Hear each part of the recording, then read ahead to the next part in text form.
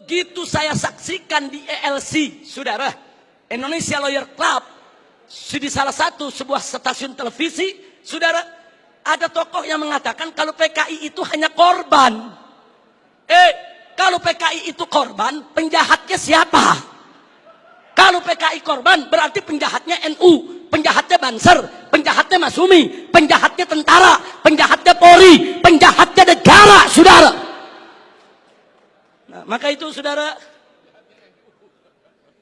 ya kalau korbannya PKI, berarti penjahatnya Nahdlatul Ulama NU, berarti penjahatnya Muhammadiyah. Enaknya saudara, umat Islam ini dianggap semua sebagai pelaku kejahatan. Ini kita tidak terima. Kepada yang bersangkutan, kalau ingin simpatik kepada PKI itu urusanmu. Tapi jangan coba-coba mengatakan mereka korban. Itu akan menyinggung perasaan jutaan umat Islam di Indonesia. Baik saudara, saya di sini tidak mau sebentar karena waktu sudah sebentar. Implikasi saya lewatkan dulu. Usulan FPI untuk simposium ini. Ayo kita kembali kepada Pancasila dan Undang-Undang Dasar 1945 yang asli, yang dijiwai Piagam Jakarta sebagaimana amanat dekret Presiden 5 Juli tahun 1959. Takbir, merdeka.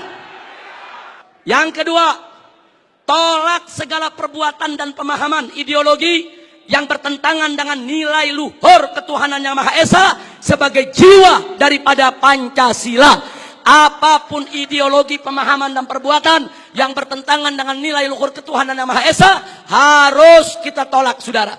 Termasuk pemahaman PKI, komunisme, ateisme, kemudian Leninisme, Marxisme, termasuk segala kemunkaran dan kemaksiatan yang bisa mengundang kemurkaan Allah sehingga bisa terjadi, yaitu malapetaka dan musibah di negeri kita.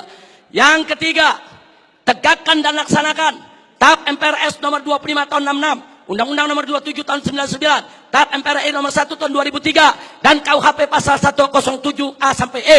Karena itu kita serukan TNI dan Polri jangan pernah ragu. Anda semua punya payung hukum untuk menindak, menutup, membubarkan setiap kegiatan PKI di seluruh wilayah NKRI ini, saudara.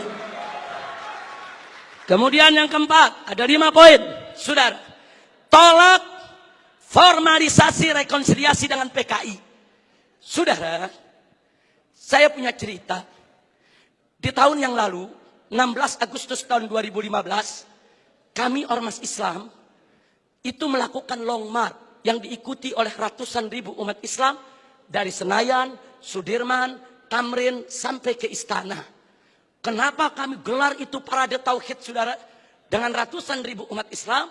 Karena kami dengar dari sumber yang sangat terpercaya bahwa Presiden, saudara, berencana untuk memasukkan, saudara, item permohonan maaf kepada PKI di dalam pidato kenegaraannya. Kita melakukan demo-demo kecil dan puncaknya yaitu tanggal 16 Agustus 2015, saudara.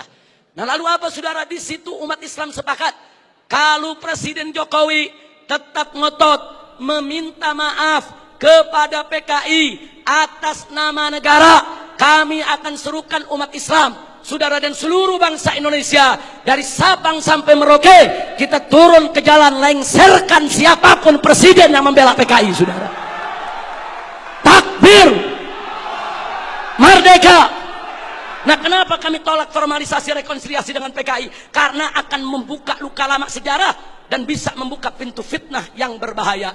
Yang ingin saya berbagi cerita, saya diundang oleh Menko Polhukam di rumahnya. Kami diajak dialog soal PKI. Saya tanyakan langsung kepada beliau, apa betul Presiden tetap akan minta maaf kepada PKI? Beliau saat itu memberikan jaminan, Habib, Presiden tidak akan minta maaf kepada PKI. Kalau sampai saya menyetujui itu, beliau tunjuk pengawalnya di sebelah Kopassus. Ini anak buah saya, Kopassus akan tembak kepala saya. Nah, terus saya tanya lagi, saudara, kepada beliau, baik, tapi saya dengar Anda dapat tugas khusus dari Presiden untuk mencari formulasi rekonsiliasi nasional berkaitan dengan PKI. Nah, beliau jawab, betul. Jadi beliau tidak menafi, saudara, betul. Saya dapat tugas bagaimana mencari formulasi rekonsiliasi kita dengan PKI. Baik, saya tanya, itu maksud rekonsiliasi itu apa, Pak? Tujuannya apa? Apa tujuannya? Oh, dikatakan supaya tidak ada dendam di antara kita, supaya kita hidup damai. Oh, kita tolak, saudara. Tidak perlu rekonsiliasi yang formal. Sebab, saudara, rekonsiliasi secara alami telah berjalan di tengah masyarakat antara PKI dengan bangsa Indonesia, saudara. Artinya hari ini seluruh kader-kader PKI, keturunan PKI sudah mendapatkan hak sosialnya, hak sipilnya, hak budayanya, hak politiknya, hak ekonominya. Mereka minta apa lagi? Mereka jadi pejabat bisa, jadi pengusaha bisa. Mereka udah nggak diganggu oleh umat Islam, saudara. Itu rekonsiliasi alami, saudara. Tinggal kita minta kepada keturunan PKI tersebut, silakan kalian berkarya, silakan kalian ini berkarir, silakan kalian berjuang untuk bangsa ini. Tapi satu syarat, kami tidak akan ganggu kalian jadi pejabat, jadi bisnismen, jadi pengusaha. Tidak. Tapi syarat, jangan lagi bangkitkan ideologi komunis, jangan lagi bangkitkan partai komunis di Indonesia. Nah, tapi sekarang mereka minta lebih.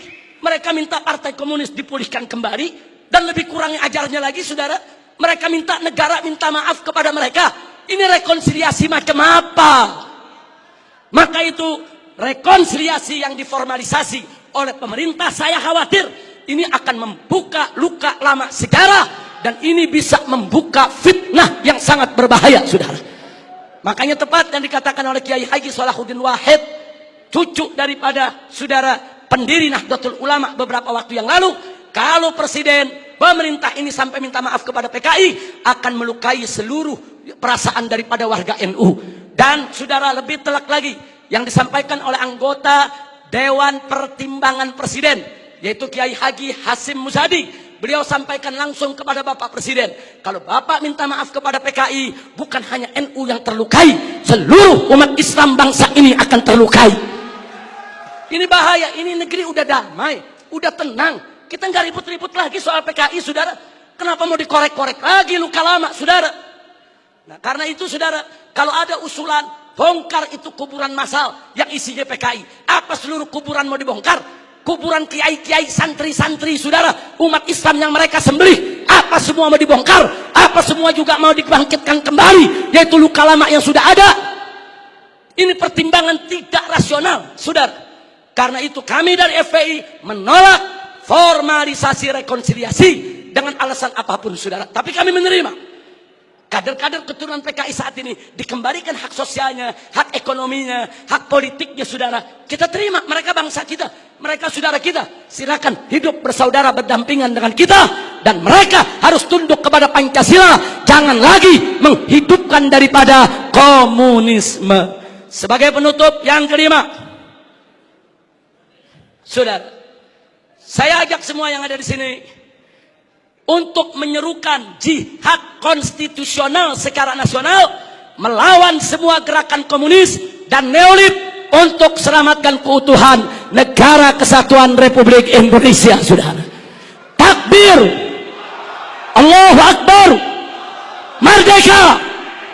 Itu saja yang bisa saya sampaikan. Hadirin Allah wa iyyakum ila siratal mustaqim. Wassalamualaikum warahmatullahi wabarakatuh.